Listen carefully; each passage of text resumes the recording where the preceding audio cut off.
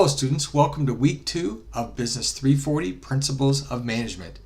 There are a number of objectives that we're going to be accomplishing this week, and those include, these are all from chapter 2, describing the internal and external environments of an organization, defining corporate culture. We're going to be explaining the cultural elements of an organization and the culture of that organization. We're going to be describing the 4 types of corporate cultures. You'll be reading about that. And then, of course, defining what a cultural leader is. As a way of introducing this topic, start with taking that short survey on page 55 in your text. This little Q&A survey will walk you through the basics of corporate culture and might even identify a culture that might fit well with your own personality and your own goals. Let's start with the definition of corporate culture. It's the set of key values, beliefs, understandings, norms shared by the organization. It's important to note that sometimes these values and norms, they're not written down anywhere. And think about the last time that you took on a new job or you walked into a new organization.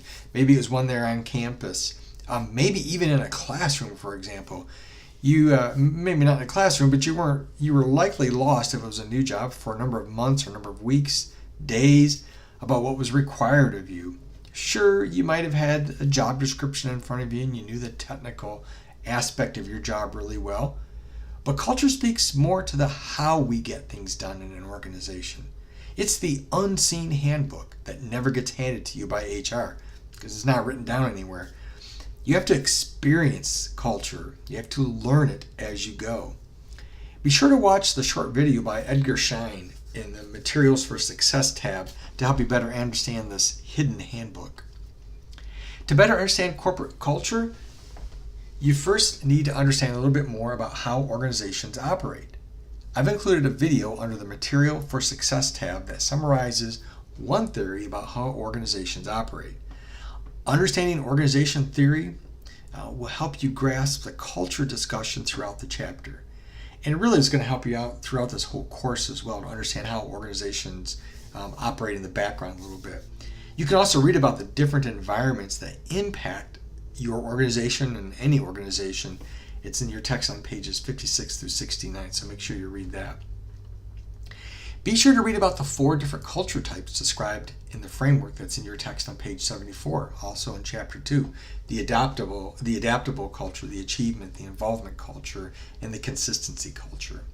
You should know that there are many different frameworks for studying and identifying corporate culture. The one in your text is just one of many.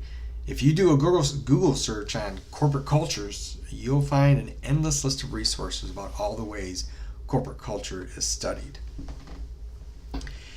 In any corporate group or societal organization, teams, there are elements, and they're sometimes called artifacts that describe that group's culture. Most of the time, you need to be embedded in the culture to understand the meaning of those artifacts. Here's a short list below of all the artifacts that you can look for the next time you go to work or next time you go to a team practice or whatever it is that you go to. These artifacts are everywhere, and they rarely need to be explained to the people on the inside. But to those outside of the organization, they don't always have make that much sense. For example, there are symbols, which are like the trophies, the plaques, the pictures on the wall, the company logos, and those sorts of things. It might be like the certain type of pen that's passed out with a symbol on it. All those things are like symbols of the organization. They mean something. Heroes. People known within the organization for what they did. They are legends, maybe famous and or infamous. Stories, and you know what these are. Every organization has a list of those unwritten stories, those war stories, if you will, that are told to new people. And the stories usually communicate something important about the organization. In one organization where I worked, we were a supplier to General Motors. We talked all the time about how we had to use helicopters to fly parts to a General Motors assembly line in the Detroit area. We did that to keep the line from stopping. Stopping a production line results in a $60,000 per minute chargeback to parts suppliers. So renting a helicopter to fly parts around, it seemed like pretty good money spent. We did that until we could get the problem fixed. And the story communicated the worst case scenario that everyone wanted to avoid. It was one way or another of saying you're going to be fired if this happens on your watch. And then finally, there are ceremonies. And just like any other cultural artifact, these ceremonies are sometimes formal. Company picnics, Christmas parties, and sometimes they're informal. Taking someone to lunch when they do something great is an example. Finally, cultural leaders lead others to understand the vision of the company. Now, cultural leaders use symbols and heroes and stories and ceremonies to indoctrinate, if you will, other people into the culture.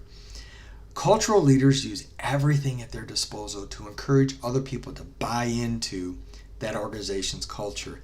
And here's where I want to give you a little bit of a warning or a challenge. I encourage you to make sure that you're part of the right culture before you try to bring others along into it. At least once in my career, I've left a good paying job because I did not believe the corporate culture was positive and it wasn't for me. There were things being done that I didn't like the way they were happening and they weren't ever going to change. And so I had to make a choice and I left. I encourage you to make sure you are seeking God's will on where you should be spending your days when you're at work.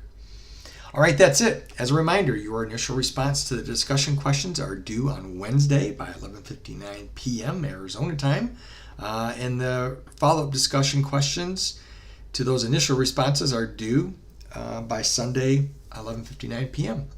The weekly quiz is due by Friday evenings, Friday midnight, 11:59 p.m. Arizona time, and the writing assignment also due Sunday night at 11:59 p.m. Now, don't forget that I hold virtual office hours each Tuesday from 7:30 in the evening to 8 o'clock Arizona time. You can find the Zoom link to my weekly virtual office hours on the home page or in the course welcome tab on the how-to page there. Remember, God is on his throne. He's always been there, and he's always going to be.